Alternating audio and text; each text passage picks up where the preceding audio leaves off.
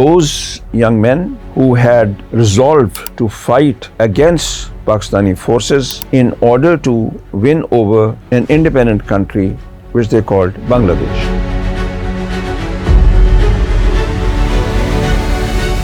They had gone to India, had been trained in camps in India. But the point is that, yes, people did suffer so much. It was an occupation which went on for nearly little less than 1 year. Actually, India had planned to attack Pakistan on the 4th of December 1971 anyway. Yahya Khan attacked earlier on the 3rd of December in the evening. So he is said to have started the war when aeroplanes were used and heavy tanks were used, etc. Then India could say that, you see, Pakistan has attacked first, so we are doing this. Indira Gandhi became powerful, arrogant.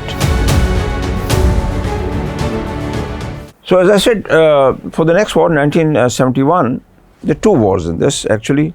The first is an internal civil war between the Pakistan Army and the Mukhti Bahini. Those young men who had resolved to fight against Pakistani forces in order to win over an independent country which they called Bangladesh. They had gone to India, had been trained in camps in India. The second was the war with India itself. Both have been covered in this book, and they've been covered in a number of other books also. Alam Zakaria, for instance, has written about it. And there are memoirs, there are, General Niazi has written his version.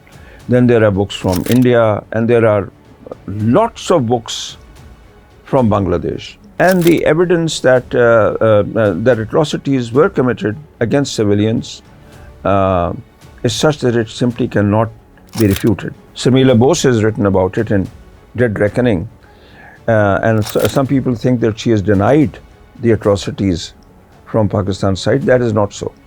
She has simply, dealt with numbers. The numbers, like Sheikh Mujib said, something like 3 million people died and so on, and so many women were raped. Those figures are inaccurate. And so Sarmila Bose, with her research, and it's good research, has brought the figures down. But the point is that, yes, people did suffer so much. It was an occupation which went on for nearly a little less than 1 year. So it is also true that Biharis were killed by Bengalis. It's also true that West Pakistani women and men were killed, women were raped. That is also true. Most of the time, the in charge was, of course, General Niazi, and before that, General Tariq Rahman. So that is why more is said about the atrocities committed by the army at that time. One does not know about rapes. Exact figures are not available. But figures do range, something like 25,000 to 195,000, and these are figures of pregnancies. One doesn't know whether they were rapes or not, and 300 babies were born. These figures are, by the way, from Bangladesh. It's not again clear whether these are all from rapes and all, but then scholars have written about it. Other people have also written about it. So there it is. All these things did happen. One thing which is generally not brought to the notice of most people is that actually India had planned to attack Pakistan on the 4th of December 1971 anyway. Yahya Khan attacked earlier on the 3rd of December in the evening. So he is said to have started the war, but in fact India was about to start it anyway.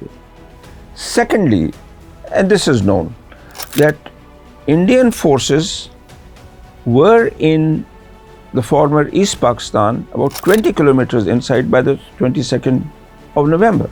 But there's a major difference between the forces being in because those forces were mostly infantry, although at some places there were tanks too. What happened after the 3rd of December attack was that India and Pakistan could both use aeroplanes. Actually, Pakistan had used aeroplanes.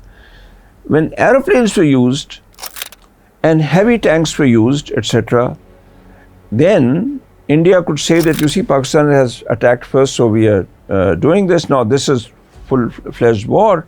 And after that, of course, the airfields in the former East Pakistan were destroyed. So that change occurred. So the actual proper attack by the Indian Army was would have been on the 4th of December, but then it started. It started anyway on the 4th, but on the 3rd, Yahya Khan preempted it. In chapter 9 and 10, I have talked a lot about people women especially, who suffered from it. One of them was Lala Rukh Zafar Malik, wife of Pakistan Navy Commander Zafar Malik, who commanded the Pakistani submarine Ghazi. And of course, the submarine went down, he drowned, and his wife had a terrible time of it. I also met the mother of Munir Chaudhry, who is said to have been shot dead on the 15th of December. And I just remember her empty eyes. Yasmin Saikia has written statements. Some of those statements are also about rapes, and if somebody wants to read them, that book is available. And I have interviewed Biharis also, who suffered at the hands of the Bengalis. The main thing which happened from this war, one of the effects of this war, was that Indira Gandhi became powerful, arrogant, and the problems in Kashmir about imposing the Congress there, etc., and the rigging in elections, etc., happened. One of the reasons was this, that Indira Gandhi, after this, wanted to simply ride roughshod over her chief ministers. Pakistan turned more towards China, more towards the Arab world, more away from the West, and so on. So these are the effects of it. It is, of course, entirely true that Pakistan was cut to size. Actually, that is what Indira Gandhi wanted. All this talk about so many prisoners of war could not be accommodated by India, etc., that is, of course, not true. It is true that Indira Gandhi found a chance to cut Pakistan to size, and she did so.